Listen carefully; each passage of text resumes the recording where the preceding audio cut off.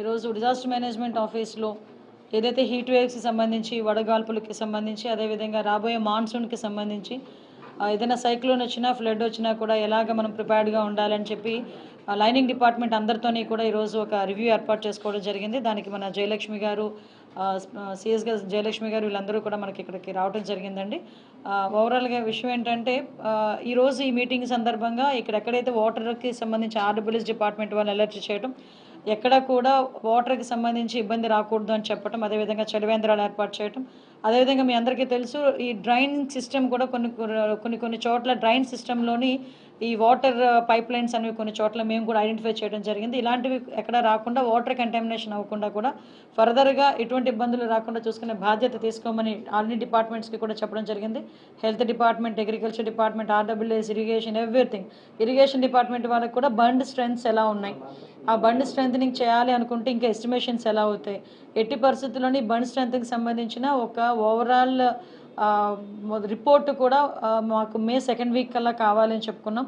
దీనికి సంబంధించి irrigation department, irrigation మంత్రి గారితో కూడా సపరేట్గా ఒక మీటింగ్ అరేంజ్ చేసుకుని, జయలక్ష్మి గారు మేము కూడా ఒక మీటింగ్ అరేంజ్ చేసుకొని ఫర్దర్గా బుడమేరు లాంటి ఎక్స్పీరియన్సెస్ ఎట్టి పరిస్థితులు రాకూడదు.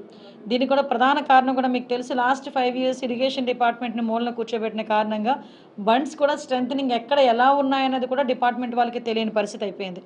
దాని కారణంగానే లాస్ట్ బుడమేరు సిచ్యువేషన్ కూడా మనం 20 రోజులు ప్రత్యక్షంగా చూసినా ఒక 3-4 నెలలు పరోక్షంగా ఇబ్బందులు పడిన పరిస్థితి కూడా కనిపించింది.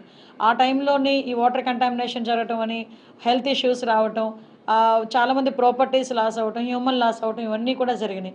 ఈరోజు డిపార్ట్మెంట్ పరంగా గవర్నమెంట్కు ఎన్డీఏ గవర్నమెంట్ తాలూకా ముఖ్య ఉద్దేశం, అదేవిధంగా గౌరవ ముఖ్యమంత్రి గారు నారా చంద్రబాబు నాయుడు గారి తాలూకా ముఖ్య ఉద్దేశం కూడా ఏంటంటే ఎట్టి పరిస్థితుల్లోని ఏ డిజాస్టర్ వచ్చినా కూడా హ్యూమన్ లాస్ ఉండకూడదు, క్యాటిల్ లాస్ ఉండకూడదు అన్నది ఒక స్లోగన్గా తీసుకొని మేము ఈరోజు ముందుకు పనిచేస్తున్నాం.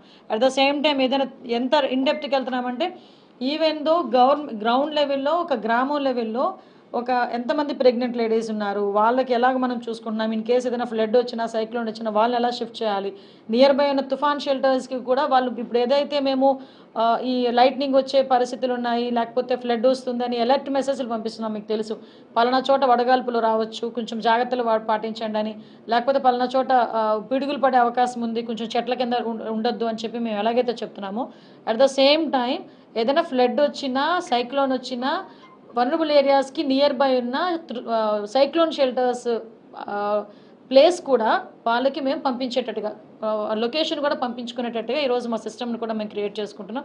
దీన్ని బట్టి ఎవరు ఎస్డిఆర్ఎఫ్ టీము, ఎన్డీఆర్ఎఫ్ టీము వచ్చి అక్కడ నుంచి షిఫ్ట్ చేసే పొజిషన్ కన్నా ప్రికాషనరీగా వీళ్ళే నియర్ బై ఉన్న తుఫాన్ షెల్టర్స్ కూడా వెళ్ళే పొజిషన్ని మేమంతా కూడా సింక్రనైజ్ చేసి టెక్నాలజీ యూజ్ చేసుకొని ఇబ్బంది లేకుండా చూసుకునే బాధ్యత కూడా తీసుకోమని గౌరవ ముఖ్యమంత్రి గారు మాకు ఆదేశాలు ఇచ్చారు. గౌరవ ముఖ్యమంత్రి గారి ఆదేశాల మేరకు ఈరోజు ఈ మీటింగ్ కూడా పెట్టుకోవాలి సార్.